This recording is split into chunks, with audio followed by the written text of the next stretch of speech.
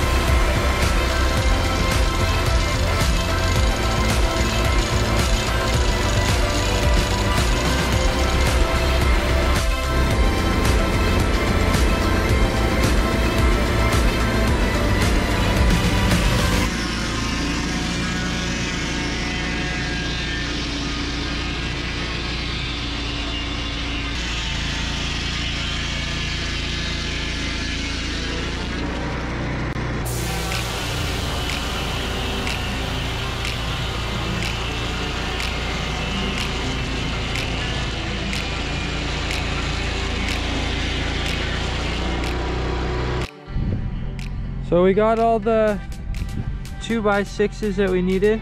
They're really nice. We needed 25. We'll just cut one more. Now we're cutting 1x6s. We got some good sized logs here. Shouldn't take too long. I got these 25 2x6s out of 3 logs, which was out of 1 long log. So going pretty good.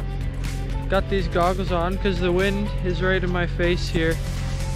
It usually comes from the west, which is that way, and I have to just move the mill next time I take it down, just so the wind can blow from the side instead of right into my face. But yeah, back to cutting.